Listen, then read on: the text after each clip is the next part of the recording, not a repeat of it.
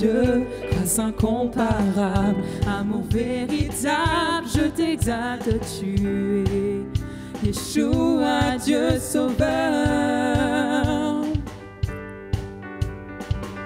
Précieux Fils unique, beauté sans pareil, sagesse insondable, je t'exalte, tu es Yeshua, Dieu sauveur.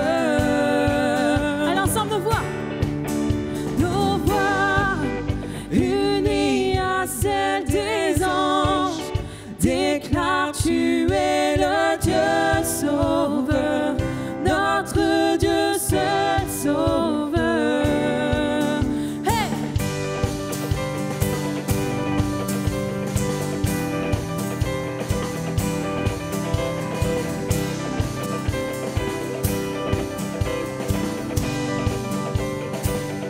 Toujours invaincu, toujours invaincu, héros triomphant, puissance absolue, je t'exalte, tu es Yeshua, Dieu sauveur.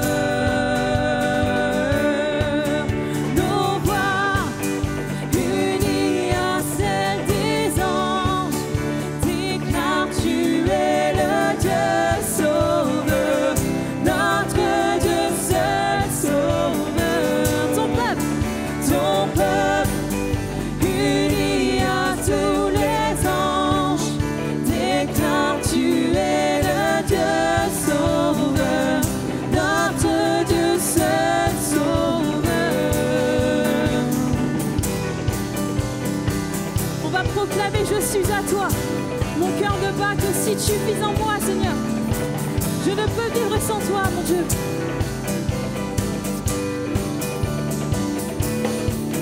Je suis à toi, mon cœur ne bat que si tu vis en moi.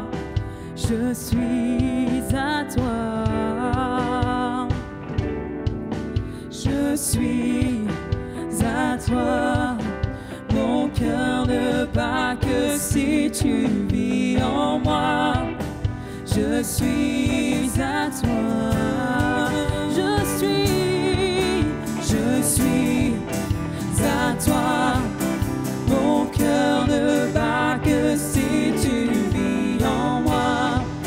Je suis à toi. Chante-le, je suis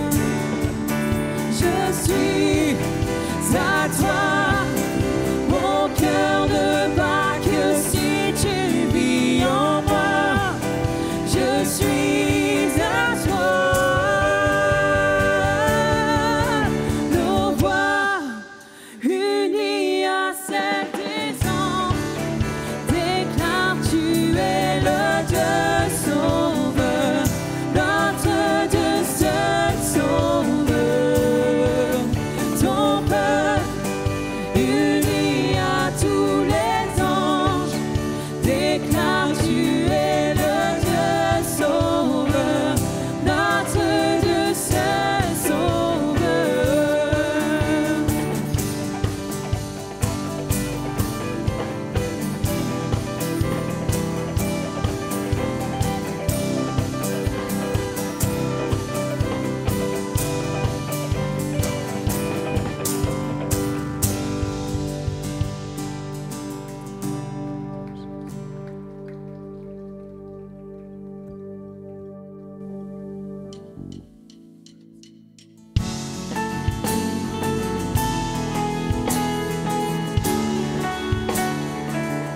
Rappelons-nous ce que Jésus a fait pour nous.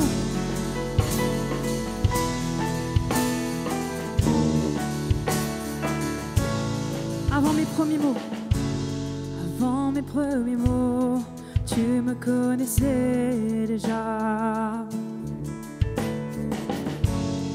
Oui, tu es si bon envers moi. Avant mon premier souffle, tu mis ta vie en moi. Oui, tu es si tendre envers moi. Oh, l'amour renversant, extravagant, infini de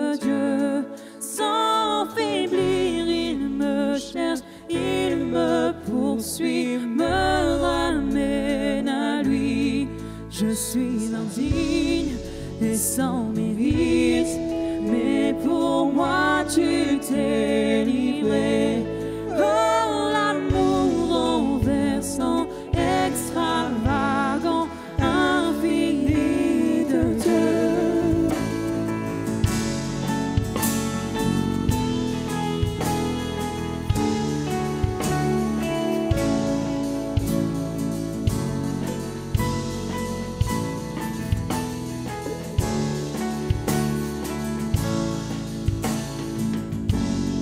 Te rejeter, sans relâche tu m'aimais.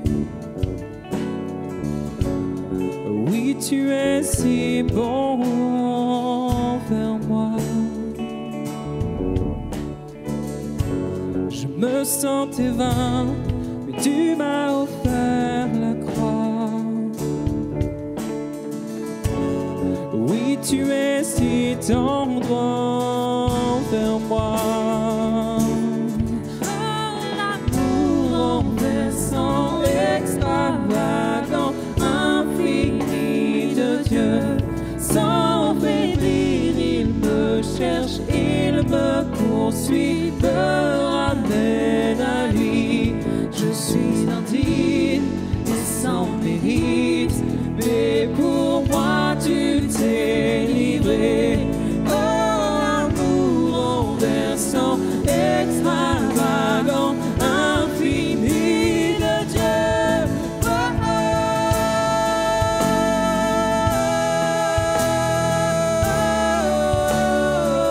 oh.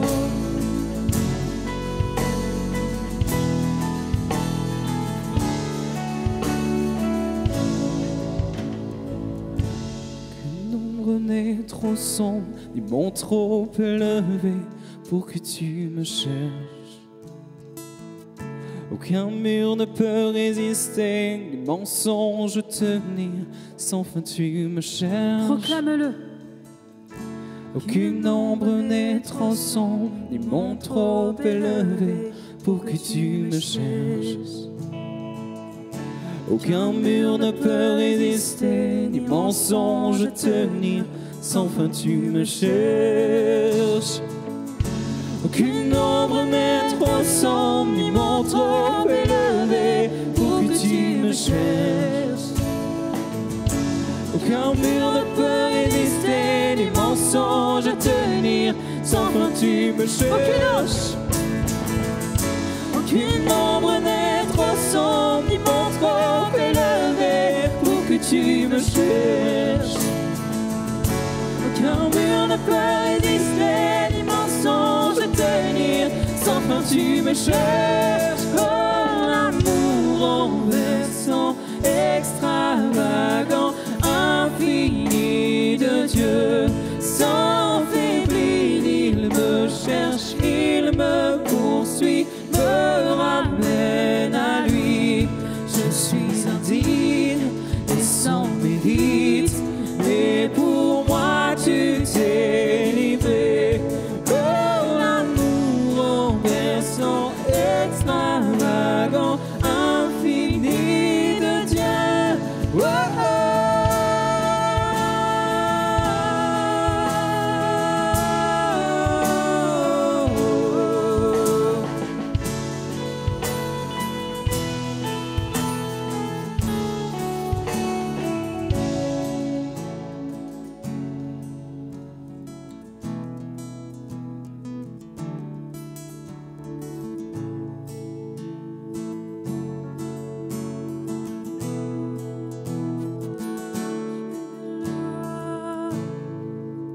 Ce matin, Jésus, je proclame encore que tu es là. Que rien ne t'est égal, Seigneur Jésus. Que lorsque tu prends ta place en tant que roi, Jésus, il y a toute chose qui se fait. Parce que quand tu parles, toute chose arrive, Seigneur Jésus. Lorsque tu promets, la chose arrive, mon Dieu. Qu'importe qu'elle tarde, mon Dieu, tu ne manges jamais. Alors je crois que tu es là, Jésus, et nous voulons tout simplement entrer encore dans le Saint des Saints, Jésus. À toi la gloire pour l'éternité.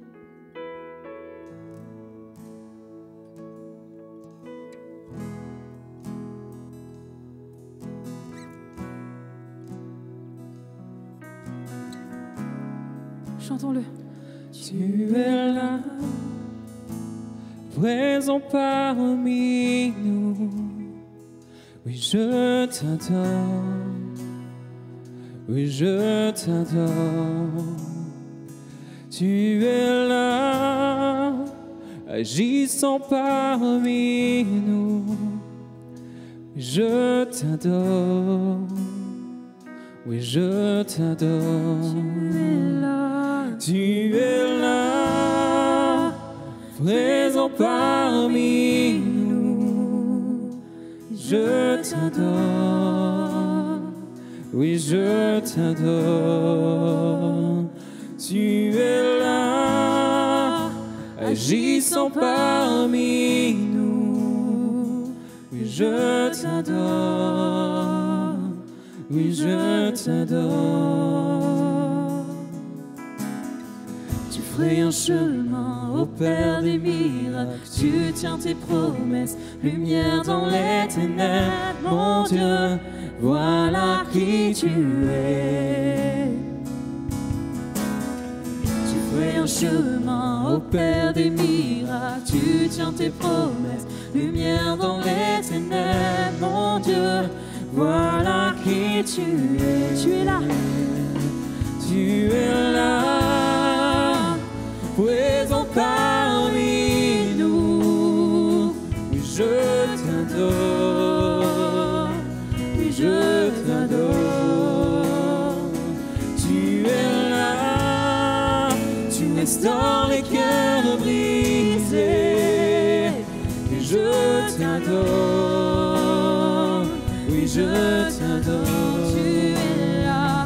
Tu es là, transformant nos vies. Et je t'adore. Et je t'adore. Tu ferais un chemin au Père des miracles. Tu tiens tes promesses, lumière dans les ténèbres. Mon Dieu, voilà qui tu es. Tu ferais un chemin au Père des miracles. Tu tiens tes promesses, lumière dans les ténèbres. Mon Dieu, voilà qui tu es. Chante-le, voilà.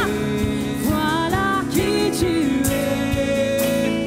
Voilà qui tu es. Voilà qui tu es. Voilà qui tu es. Voilà qui tu es. Voilà qui tu es. Voilà qui tu es. Voilà qui tu es.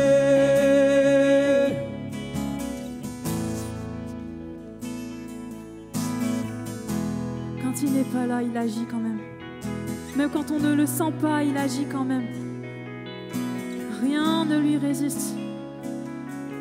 Rien ne l'empêche d'aller jusqu'au bout de son plan. Alors chante-le, adore-le. Crois qu'il est là et tu le verras.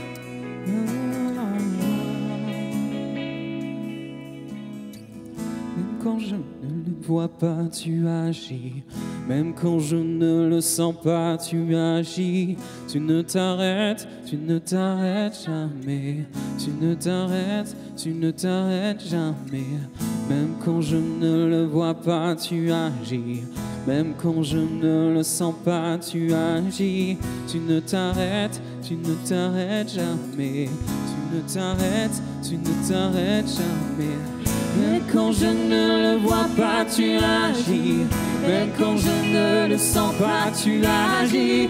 Tu ne t'arrêtes jamais. Tu ne t'arrêtes jamais. Même quand je ne le vois pas, tu agis. Même quand je ne le sens pas, tu agis. Tu ne t'arrêtes jamais. Tu ne t'arrêtes jamais. Voilà qui tu es. Voilà qui tu es. Voilà qui tu es. Voilà qui tu es. Voilà qui tu es. Voilà qui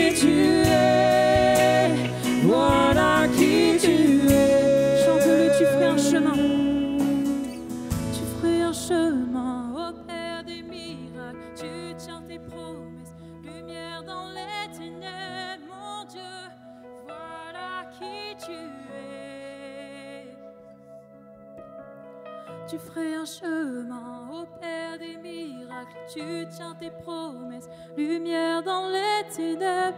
Mon Dieu, voilà qui tu es. Oh, à toi la gloire. Seigneur, tu bénis ta parole que nous allons partager maintenant. Qu'elle puisse faire du bien à nos âmes, qu'elle puisse fortifier nos cœurs et qu'elle puisse nous rappeler encore et toujours ta fidélité de chaque instant. Merci pour ces moments. Merci de disposer chacun des cœurs pour la gloire de Dieu. Amen. Amen. Amen. Sans transition, on partage la parole de Dieu tout de suite et on va lire ensemble un passage. Sans doute le connaissez-vous très bien ce passage, n'est-ce pas? Il s'agit du psaume 23. Ah, il y a des connaisseurs. Psaume 23. Mais on va le lire quand même, ce psaume. Le psaume 23. C'est un psaume de David, du roi David. L'Éternel est mon berger, je ne manquerai de rien. Il me fait reposer dans de verts pâturages, il me dirige près des eaux paisibles. Il restaure mon âme, il me conduit dans les sentiers de la justice à cause de son nom. Quand je marche dans la vallée de l'ombre de la mort, je ne crains aucun mal, car tu es avec moi. Ta houlette et ton bâton me rassurent. Tu dresses devant moi une table en face de mes adversaires. Tu oinduiles ma tête et ma coupe déborde. Oui, le bonheur et la grâce m'accompagneront tous les jours de ma vie et j'habiterai dans la maison de l'Éternel jusqu'à la fin de mes jours. Amen. Il est beau, hein? Ouais.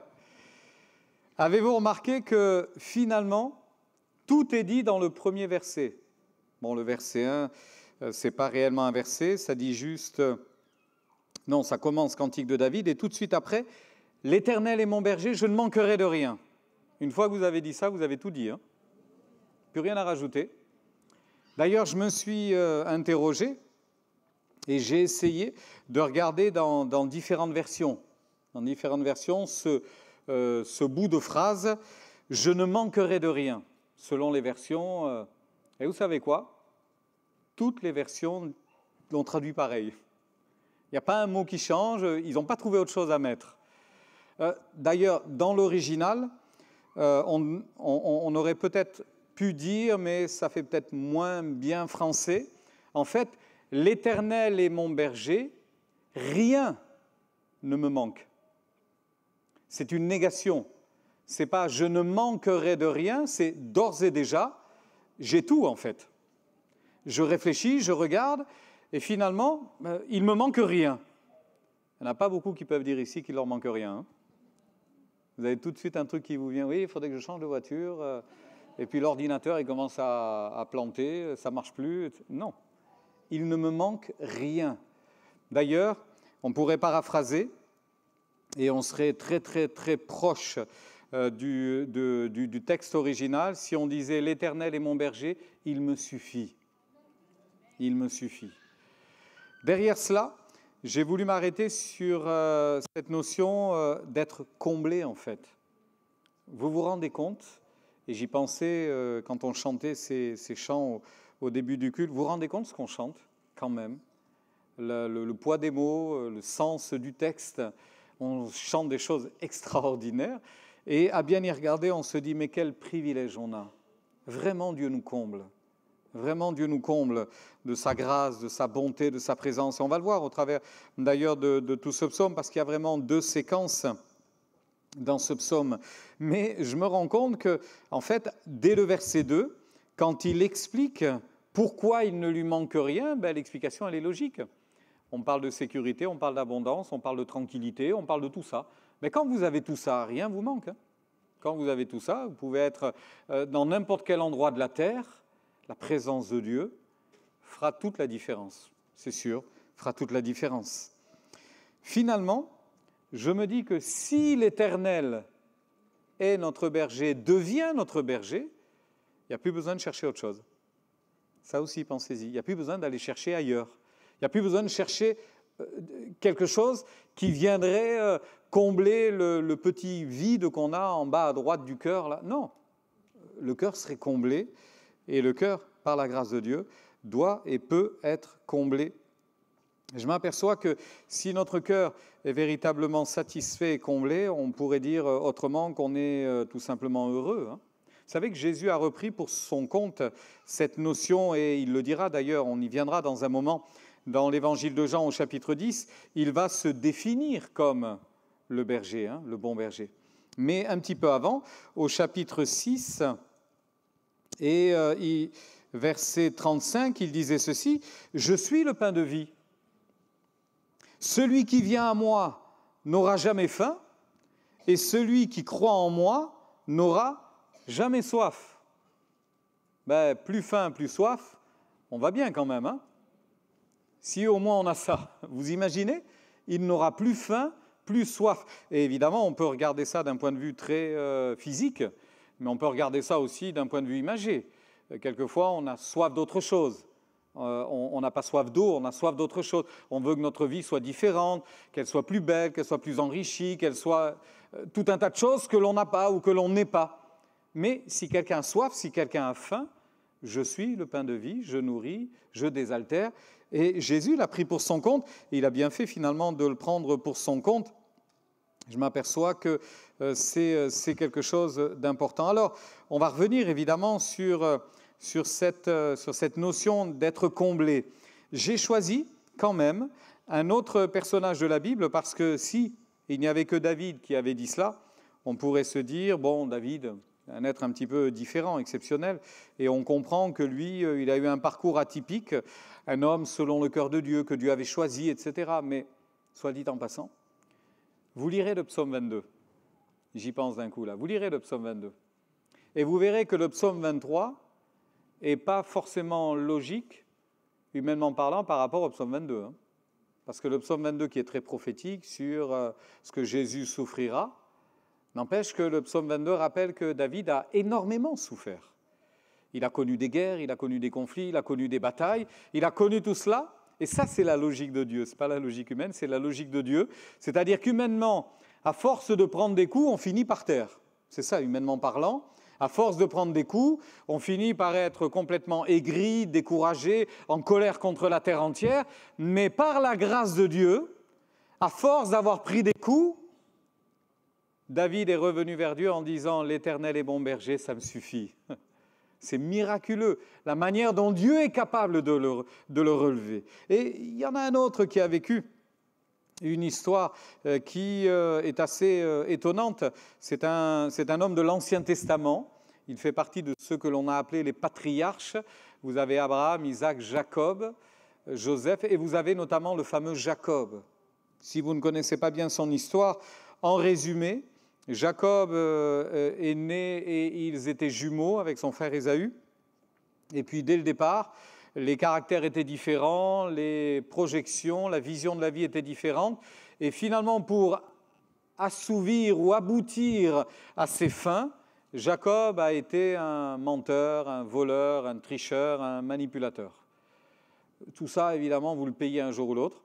Et Jacob, à un moment donné, a failli le payer très cher, puisque c'est au détriment de son propre frère. À un moment donné, son frère Ésaü a voulu le tuer, ni plus ni moins le tuer. Il a dû s'enfuir. Et puis, en raccourci, sachez que son histoire a duré au moins 20 ans.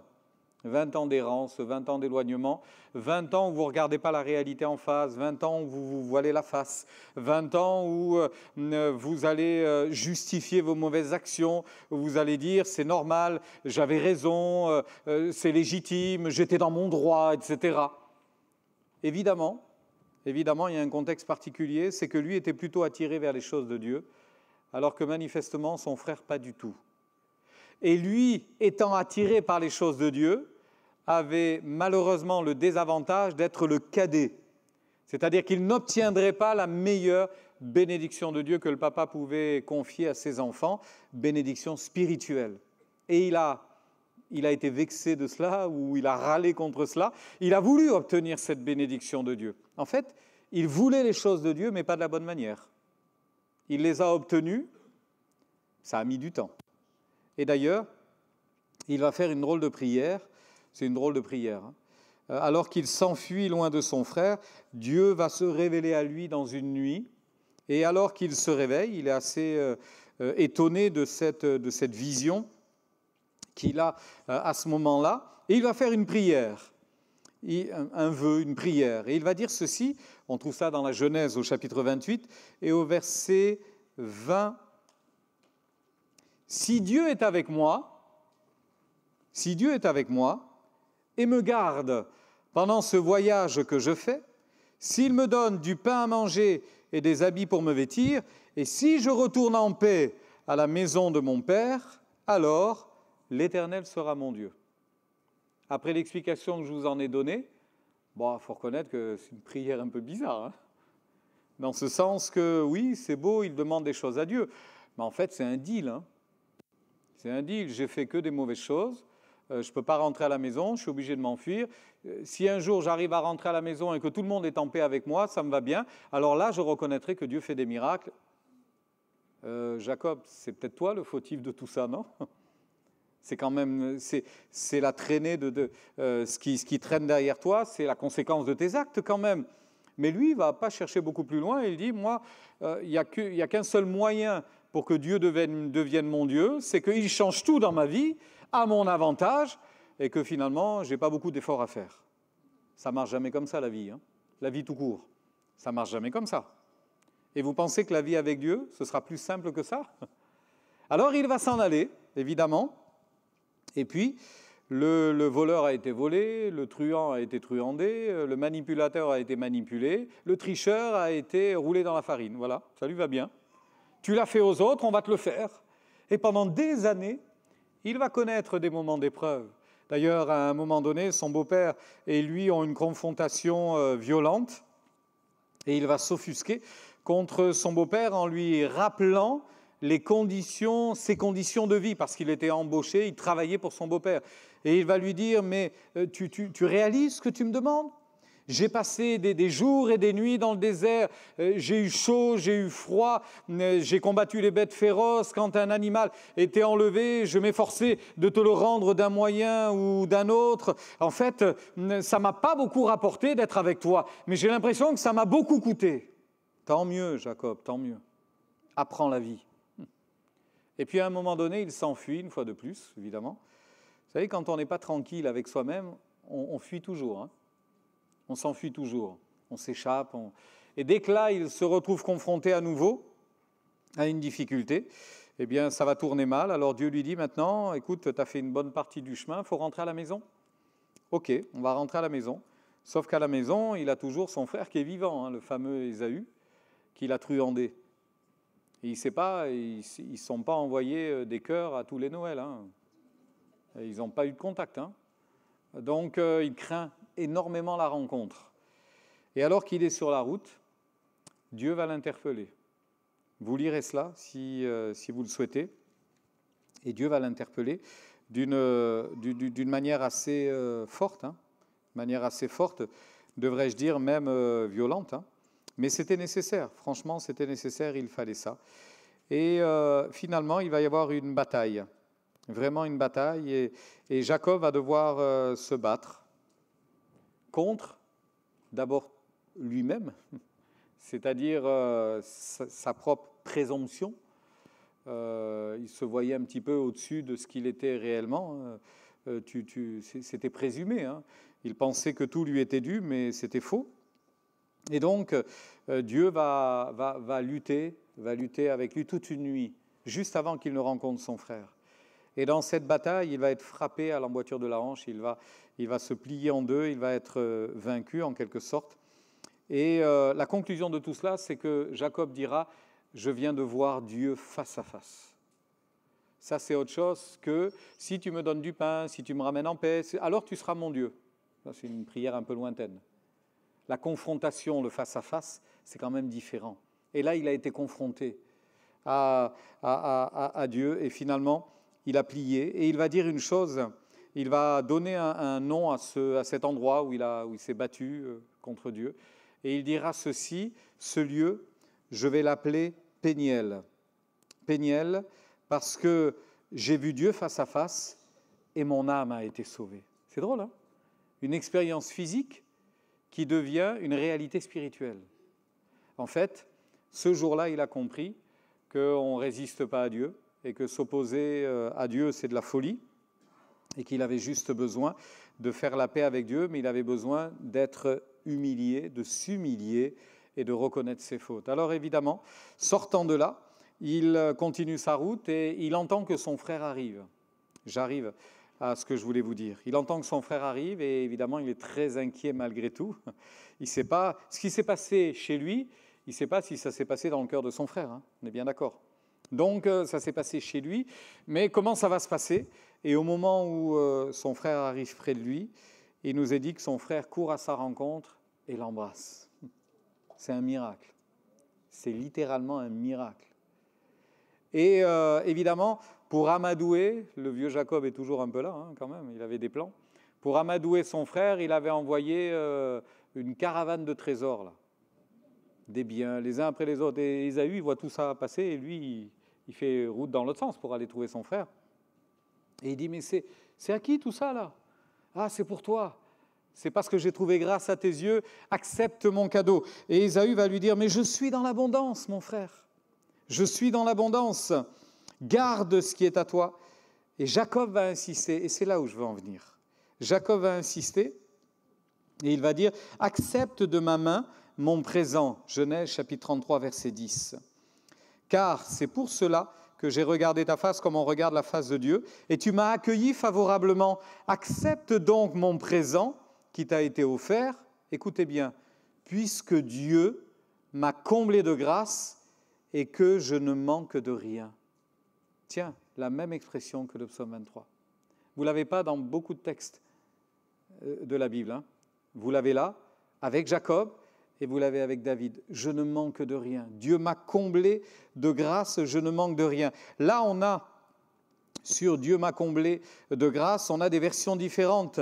Dieu m'a accordé sa grâce. Vous saisissez la nuance? Comblé de grâce, je te donne, je te donne, je te donne. Non, Dieu lui a accordé la faveur. Dieu lui a accordé sa faveur. Il m'a accordé sa grâce. J'ai tout ce qu'il me faut. Il a usé de grâce. J'ai de tout. Il m'a été favorable. Il a été bon pour moi.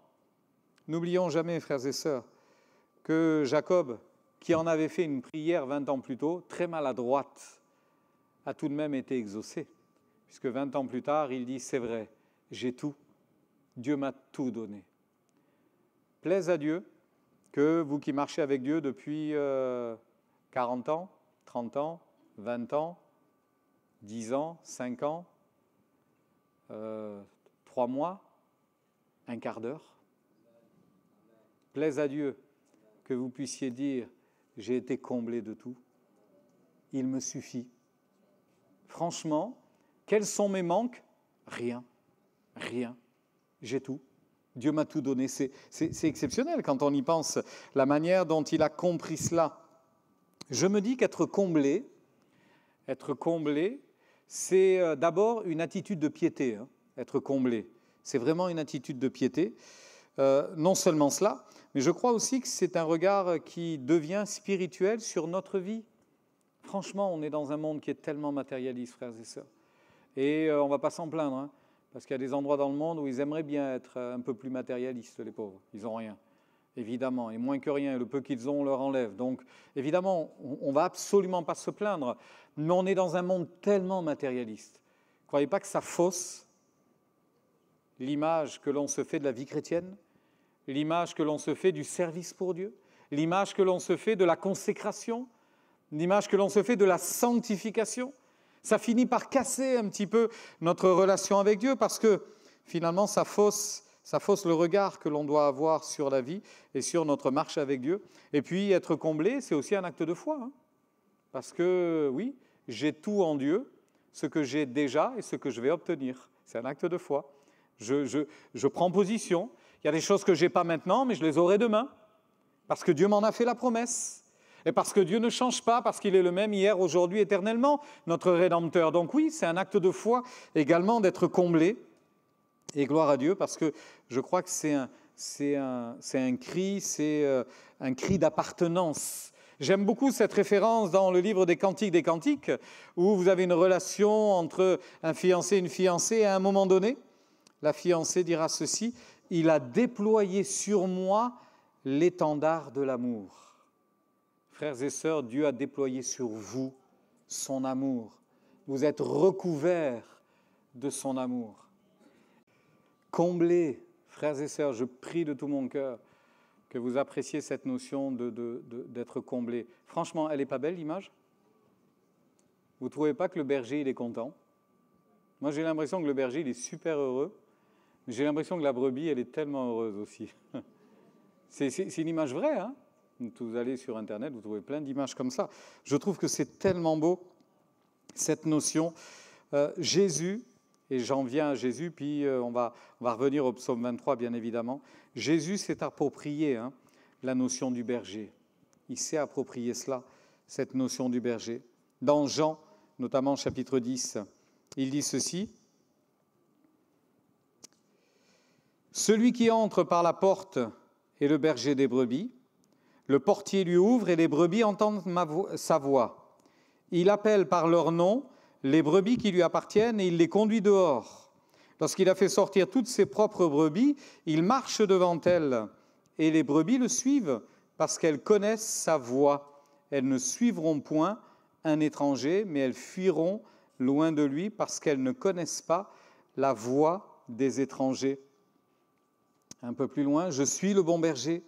Le bon berger donne sa vie pour ses brebis, mais le mercenaire qui n'est pas le berger, à qui n'appartiennent pas les brebis, voit venir le loup, abandonne les brebis et prend la fuite. Et le loup les ravit et les disperse. Le mercenaire s'enfuit parce qu'il est mercenaire et qu'il ne se met pas en peine des brebis. Je suis le bon berger. Je connais mes brebis et elles me connaissent. Comme le Père me connaît et que je connais le Père, et je donne ma vie pour mes brebis. J'ai encore d'autres brebis qui ne sont pas de cette bergerie. Celles-là, il faut que je les amène. Elles entendront ma voix, il y aura un seul troupeau, un seul berger. Le Père m'aime parce que je donne ma vie afin de la reprendre. Personne ne me l'ôte, mais je la donne de moi-même. J'ai le pouvoir de la donner et j'ai le pouvoir de la reprendre. Et enfin, mes brebis entendent ma voix, je les connais et elles me suivent. Je leur donne la vie éternelle, elles ne périront jamais et personne ne les ravira de ma main. Amen. Les brebis entendent ma voix et elles me suivent. Les brebis entendent la voix du berger et elles le suivent. Pourquoi? Parce que le bon berger veut de bonnes choses pour ses brebis, évidemment. Donc il va les conduire au bon endroit. Et là, j'en reviens à ce psaume 23. Je vous parlais dans un premier temps d'abondance et de repos. Je vous le relis. On ne va pas beaucoup le commenter, mais tout est dit dans le texte. Abondance et repos. Il me fait reposer dans de verts pâturages. Il me dirige près des eaux paisibles. Il restaure mon âme. Il me conduit dans les sentiers de la justice à cause de son nom. On parle de pâturage, de bon pâturage, d'eau tranquille, d'eau calme. Vous savez que le plus gros défi pour une brebis, c'est de rester en vie. Le plus gros défi de la brebis, c'est de rester en vie parce que c'est un animal qui ne peut pas se débrouiller tout seul. Si un prédateur vient, elle est désemparée. Elle ne va pas sortir les gants de boxe, elle ne va pas se défendre. Je ne sais même pas si elle va avoir l'ascendant, si elle essaie de s'échapper. Et elle est tellement vulnérable. Et les dangers, évidemment, sont multiples. Et là, vous avez David qui a été berger, qui a gardé des troupeaux. Et qui, lui, maintenant, se met à la place de la brebis et regarde Dieu comme son berger. Lui, il a été berger pour des brebis, connaît la réaction des brebis, et il dit finalement, moi, je suis exactement comme mes brebis avec moi, moi, je suis exactement comme la brebis vis-à-vis de Dieu. Je suis exactement pareil. Et il se sent vulnérable. C'est le roi David. C'est le roi David. Il se sent vulnérable. Il sait qu'il peut être abattu, il sait que ses ennemis peuvent lui mettre la main dessus, il sait qu'il a connu des difficultés, il peut y en avoir encore des dangers, et de réels dangers, ils peuvent être nombreux les dangers. Mais la voix du berger rassure. Et la voix du berger le rassure et lui offre la paix.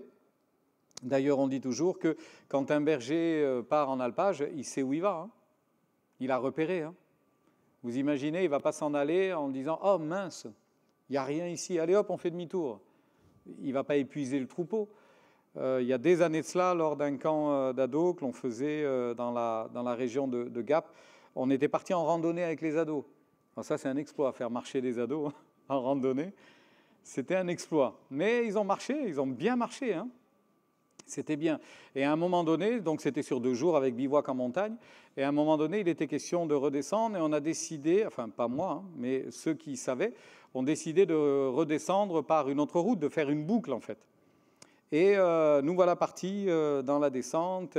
Et puis de plus en plus, le chemin il commence à être un peu fermé, des arbres en travers, etc. Et en fait, c'était vraiment une piste, mais qui n'avait pas été repérée avant. Et à un moment donné, c'était impénétrable, impossible. On avait marché déjà 1h30. Hein. Alors là, allez dire aux ados, désolé, on fait demi-tour et on repart par l'autre côté. Ils n'étaient pas contents. Hein. On n'avait pas repéré la route avant, il aurait mieux valu la repérer. Donc, il a fallu rebrousser chemin et reprendre le chemin qu'on avait pris, qui, lui, était praticable. Quand un berger emmène ses brebis vers les verts pâturages, il sait que les pâturages sont verts. Vous vous rendez compte que Dieu vous conduit là où il faut, là où il sait et là où il faut. Ce qui vous est nécessaire, en fait, pour que vous puissiez dire « je manque de rien ». Je manque de rien. Il m'a tout donné, je manque de rien. Quand on y pense, à la fois les verts pâturages, les eaux tranquilles, les eaux calmes, les eaux paisibles, selon les traductions. D'ailleurs, il est même parlé dans les sentiers de la justice. Alors là, selon les traductions, dans l'étymologie, on parle de sentiers unis, c'est-à-dire très droits, c'est-à-dire bien tracés. Et d'ailleurs, vous avez une explication quant à cela, quand il est dit « Il restaure mon âme et me conduit dans les sentiers droits ». Il restaure mon âme, il restaure ma santé chancelante, il me ranime, il me réconforte, il refait mon âme. J'aime bien cette expression, il refait mon âme. Il refait mon âme, elle y reprend des forces, il me fait revivre une âme nouvelle, il comble mes désirs, il m'aide à faire ce qui l'honore le plus. Vous imaginez, cette relation avec Dieu restaure votre âme. Votre relation avec Dieu fait que vous retrouvez des forces dans votre âme. Est-ce qu'on n'en a pas besoin? Pour être capable de dire par la foi, je manque de rien. Sinon, si on est épuisé, si il n'a pas restauré notre âme, on manquera de tout et on va le dire. Et on va aller le chercher. Et on risque de s'égarer aussi en le cherchant. Finalement, on voit bien qu'il y a la grâce de Dieu. Il sait ce dont nous avons besoin. Jésus dira dans l'évangile de Matthieu au chapitre 6, ne vous inquiétez de rien, faites connaître vos besoins à Dieu. Cherchez premièrement le royaume de Dieu et sa justice, et tout le reste vous sera donné par-dessus. Ne vous inquiétez pas sur ce qui arrivera demain, de quoi vous serez vêtus, qu'est-ce que vous mangerez. Et d'ailleurs, il va faire une analogie, il va dire tout ceci, ce sont les non-croyants, les incroyants qui le recherchent. Votre Père sait que vous en avez besoin. Dieu sait que l'on en a besoin. Dans le livre d'Ésaïe, au chapitre 61, au chapitre 41, il y a cette référence, Ésaïe, chapitre 41, verset 10, d'un Dieu qui pourvoit. Chapitre 41, verset 10, « Ne crains rien, car je suis avec toi. Ne promène pas des regards inquiets, car je suis ton Dieu. Je te fortifie, je viens à ton secours, je te soutiens de ma droite triomphante. » Amen. Abondance et repos, parce que l'Éternel est notre berger. Et la deuxième partie de ce psaume, « Quand je marche dans la vallée de l'ombre de la mort, je ne crains aucun mal, car tu es avec moi. Ta houlette et ton bâton me rassurent. Tu dresses devant moi une table en face de mes adversaires. Tu oins d'huile ma tête et ma coupe déborde. » On a parlé de abondance et repos. Maintenant, on peut parler de sécurité et de joie. Parce que quand il y a la sécurité, il y a la joie. Quand on est en sécurité, la joie est là, forcément. La vallée sombre, quand je marche dans la vallée de l'ombre de la mort, ça, on n'y échappe pas. Hein. On peut parler de toutes les épreuves de la vie. Hein. Ça peut être la maladie, ça peut être le cancer, ça peut être le deuil, ça peut être les conflits de voisinage, ça peut être plein de choses, les épreuves. Quelquefois même, On a vraiment l'impression que c'est la vallée de l'ombre de la mort. On a l'impression que ça va se terminer par la mort. C'est inévitable de passer par la vallée de l'ombre de la mort. Mais vous remarquez qu'elles sont passées par là pour aller plus haut. Elles sont passées par la vallée, mais le but, c'était d'aller plus haut, où il y avait une table, il y avait les verts pâturages, il y avait tout ça.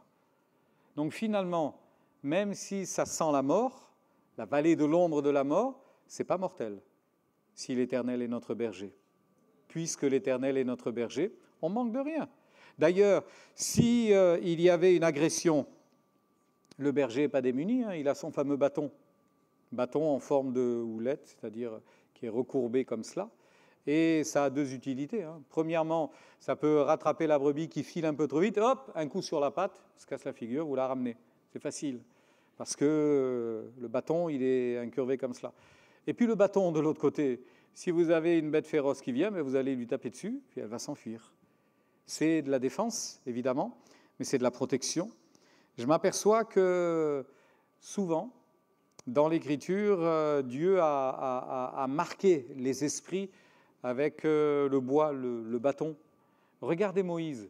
Quand Moïse est appelé à aller délivrer le peuple d'Israël auprès de Pharaon, il ne veut pas trop y aller, alors il y a le miracle de sa main qu'il met sur son cœur, qu'il ressort plein de lèpre. Il le refait, il n'y a plus de lèpre. Et puis Dieu lui dit, qu'est-ce que tu as à la main? Moïse, c'est un berger. C'est un berger, il garde les troupeaux. Moïse, qu'est-ce que tu as à la main? Un bâton, jette-le par terre, le bâton devient un serpent. Reprends-le maintenant, il le reprend, ça redevient un bâton. Tu montreras ce signe également aux enfants d'Israël et à Pharaon. Bref, son bâton ne l'a jamais quitté. Son bâton ne l'a jamais quitté. Et d'ailleurs, à un moment donné où le peuple d'Israël dans le désert a été libéré et se retrouve dans le désert à très, très, très, très soif, Dieu va parler à Moïse et va dire, tu vas parler aux anciens, tu vas les rassembler, et tu vas y aller avec ton bâton à la main. Le bâton que tu as là, tu le prends à la main. Et comme tu as frappé le fleuve, la mer Rouge qui s'est ouverte en deux, avec ce bâton, tu vas frapper un rocher qui s'appelle Horeb, à Horeb, dans la région, dans le Sinaï, Horeb. Tu vas frapper le rocher et il en sortira de l'eau et tout le peuple boira. Curieux, un bâton. Un bâton qui se transforme en serpent, un bâton qui est capable d'ouvrir la mer Rouge en deux, un bâton qui est capable de fendre le rocher, sortir l'eau du rocher. Mais il y a toute une symbolique, évidemment. Et il y a quelque chose qui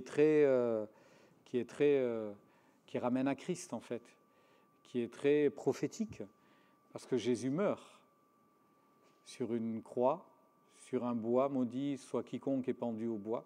Jésus meurt pour qu'on ait la vie. Et de ce bois-là, sur lequel le sang de Jésus a coulé, est sortie la vie, en fait. Donc quand les brebis disent « je traverse la vallée de l'ombre de la mort » et tout d'un coup je vois le berger qui a son bâton à la main, ça me rassure. Je n'ai pas d'inquiétude. Je suis serein, je suis tranquille. Finalement, je me dis que dans toutes ces situations, la brebis, à un moment donné, elle doit lever la tête en disant « il est où, il est où ?» Ah, il est là, c'est bon, je suis tranquille. Un seul regard suffit à apaiser la brebis, il est avec moi. D'ailleurs, vous avez des textes dans l'Écriture, hein, il est avec moi, je n'ai rien à craindre. D'ailleurs, épître de Paul aux Romains, j'y pense, vous vous souvenez de ce texte? Si Dieu est pour nous, qui sera contre nous? Qui accusera les élus de Dieu? C'est Dieu qui justifie. Qui les condamnera? Christ est mort, bien plus, il est ressuscité. Et il va aller un peu plus loin et il va dire, je sais que rien ne nous séparera de Dieu. Qui nous séparera de l'amour de Christ? La tribulation, l'angoisse, la persécution, la faim, la nudité, le péril ou l'épée? Dans toutes ces choses, nous sommes plus que vainqueurs par celui qui nous a aimés.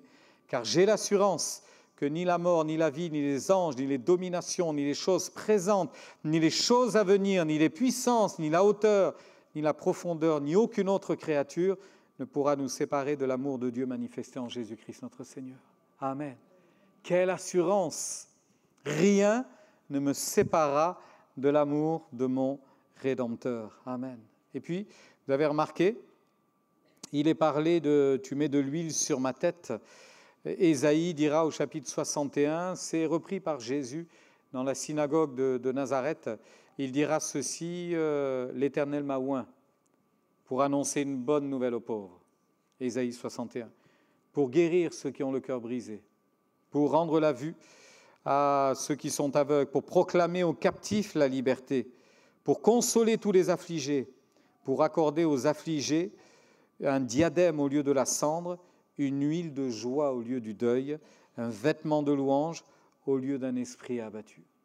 À chaque fois que l'on a besoin, le berger a de l'huile pour notre tête, il a de l'huile pour notre cœur, il a une huile de joie qu'il peut répandre sur nos cœurs et nos vies, et ça fait toute la différence. Je conclus, jamais que les musiciens reviennent à ce moment-là, par une dernière image. J'aime beaucoup cette dernière image. Voilà. Est-ce que vous la voyez bien? Vous avez un berger qui fait la sieste et toutes ces brebis qui sont sur lui comme ça. Elle n'est pas belle, cette image? Quelqu'un m'a offert ce cadre il y a des années de cela pour parler du ministère. J'ai trouvé cette image tellement belle. Le berger entouré des brebis et le berger qui se repose facilement entouré de ses brebis. Bon, c'est pas toujours comme ça. Hein. Puis j'ai pas la même tête encore. Ça viendra, mais j'ai pas encore la même tête. Des fois, certains diraient on s'arrache les cheveux, mais on ne fait pas que s'arracher les cheveux. On est content de voir les brebis qui vont vers les verts pâturages, parce que vous pouvez y aller. Hein. Vous avez toute l'Écriture pour cela. On est heureux de voir justement le troupeau qui est paisible, qui est dans un endroit tranquille. C'est ce qui fait du bien au berger, ce qui rassure le berger, évidemment. Alors je me dis, et ça se termine comme ça, hein, oui, le bonheur et la grâce m'accompagneront tous les jours de ma vie et j'habiterai dans la maison de l'Éternel jusqu'à la fin de mes jours. Entendez une autre version, il n'y aura que bien et gratuité à mes côtés. Toute ma vie, ta bonté et ton amour me poursuivent. Toute ma vie, ta bonté et ton amour me poursuivent. Frères et sœurs, que demander de plus? Que demander de plus? C'est parfait. C'est parfait. Et pour cela, il suffit juste d'une chose, que l'Éternel soit notre berger. L'Éternel est mon berger. Donc, je peux proclamer que je ne manque de rien. Et je vais vous expliquer pourquoi. Parce qu'il y a des eaux calmes, parce qu'il y a de verts pâturages, parce qu'il y a sa houlette, parce qu'il y a la vallée de l'ombre de la mort. Mais au-dessus de tout cela, il y a une table en face de mes adversaires et il y a une victoire totale. Jésus a tout accompli. On l'a dit tout à l'heure au moment de prendre la scène. Jésus a tout accompli. Alors, réjouissons-nous en l'Éternel. Proverbe chapitre 10, verset 22, un verset de conclusion. C'est la bénédiction de l'Éternel qui enrichit et il ne la fait suivre d'aucun chagrin. Amen.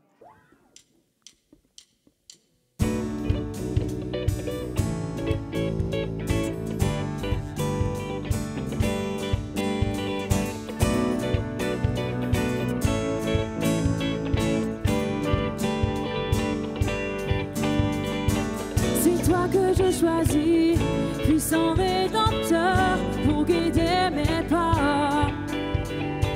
C'est toi que je choisis, source de bonheur, pour fonder ma foi.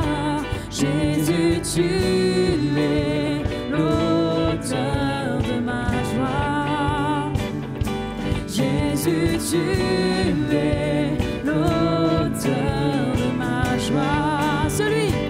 Celui qui de mes larmes fait des fleuves de vie, celui qui dans l'épreuve me fait briller pour lui. Jésus, tu es l'auteur de ma joie.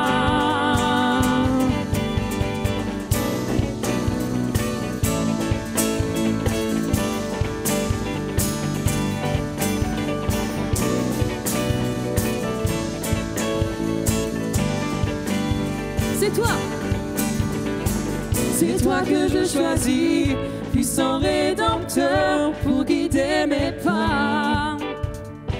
C'est toi que je choisis, source de bonheur, pour fonder ma foi. Jésus, tu es l'auteur de ma joie. Jésus, tu es l'auteur de ma joie. Celui qui donne un souffle quand le mien s'affaiblit, celui qui est fidèle, qui jamais ne m'oublie. Jésus, tu es l'auteur de ma joie.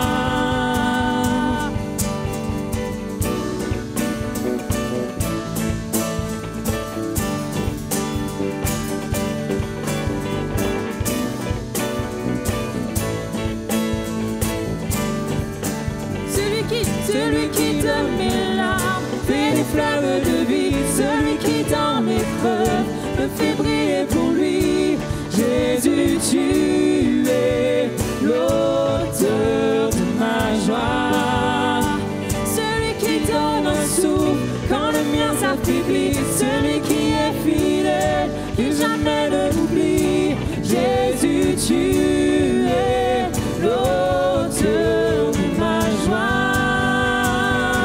Jésus, tu es l'auteur de ma joie. Je vous entends. Jésus, tu es.